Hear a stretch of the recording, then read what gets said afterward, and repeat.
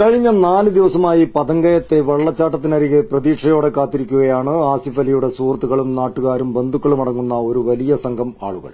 തെരച്ചിലിനിറങ്ങുന്നവരുടെ ഓരോ ചലനങ്ങളിലും പ്രതീക്ഷയർപ്പിച്ചാണ് രാപ്പകലില്ലാതെ ഇവർ കാത്തിരിക്കുന്നത്.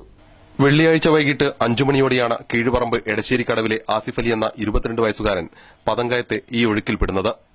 വാർത്തയറിഞ്ഞതു മുതൽ കീഴുപറമ്പ് എടശ്ശേരിക്കടവ് ഭാഗത്തു നിന്നുള്ള 100 കണക്കിന് ആളുകളാണ് ഇവിടെ ഓടിയെത്തിയത്. ചാലിയാറിന്റെ കരയിൽ വളർന്ന ആസിഫ് അലി ഒരിക്കലും ഒഴുക്കിൽപ്പെടില്ലെന്നായിരുന്നു വാർത്ത കേട്ട നാട്ടുകാർ ആദ്യം കരുതിയത്. എന്നാൽ അപകടം നടന്ന പതങ്കയത്തെ കാഴ്ച കണ്ടപ്പോൾ വെള്ളച്ചാട്ടങ്ങളുടെ പരിസരത്തെ അപകട സാധ്യത അവർ നേരിട്ടറിയുകയായിരുന്നു. ചാലിയാറിന്റെ ആഴങ്ങളിൽ ഊളിയിരുന്ന പരിചയം വെച്ച് രക്ഷാപ്രവർത്തനത്തിനിറങ്ങാൻ തുടങ്ങിയ പലരെയും പ്രദേശവാസികൾ അപകടാവസ്ഥ പറഞ്ഞ് പിന്തിരിപ്പിക്കുകയായിരുന്നു. അപ്പോൾ ആസിഫ് അലിയുടെ ബന്ധുക്കളും നാട്ടുകാരും സുഹൃത്തുക്കളും അടങ്ങുന്നവരാണ് 3 ദിവസമായി പ്രതീക്ഷയോടെ ഈ കരയിൽ കാത്തിരിക്കുന്നത്.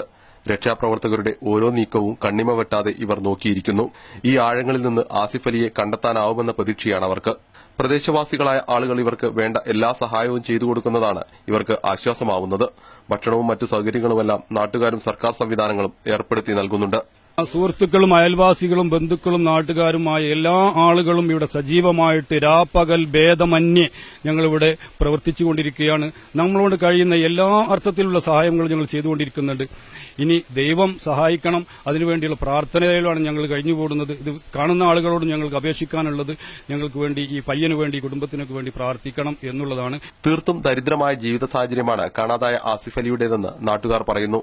ഉമ്മയും 3 പെൺകുട്ടികളും അടങ്ങിയ കുടുംബത്തിലെ ഏക അത്താണിയായിരുന്നു ഈ യുവാവ്. ആസിഫ് അലി കൂടിപ്പണിയെടുത്തും മറ്റും കുടുംബം പുലർത്തുന്നതിനിടെയാണ് ദുരന്തം ഇവരെ വേട്ടയാടിയത്. ഈ കുടുംബത്തിന് വളരെ ദയനീയമായ ഒരു അന്തരീക്ഷമാണ് കുടുംബത്തിന്റെ ഉള്ളത്. ഏക വരുമാന മാർഗം, ഏക അവലംബമായിട്ടുള്ള ഒരാളാണ് ഈ നഷ്ടപ്പെട്ടിരിക്കുന്നത്. അധികാരികൾ, ഇവിടുത്തെ MLA ജോർജ് എം തോമസിനെ ഞങ്ങൾ കണ്ടിരുന്നു. അതുപോലെ മറ്റ് TV ഇബ്രാഹിമുമായി ബന്ധപ്പെട്ട കാര്യങ്ങൾ സംസാരിച്ചിട്ടുണ്ട്. ഗവൺമെന്റിന്റെ ഭാഗത്തുനിന്ന് ഇതിനു വേണ്ടുന്ന സഹായങ്ങൾ നൽകണം എന്നാണ് ഞങ്ങൾക്ക് പറയാനുള്ള ഒരു രണ്ടാമത്തെ സംഗതി. CTV പ്രാദേശിക വാർത്ത, തിരുവമ്പാടി.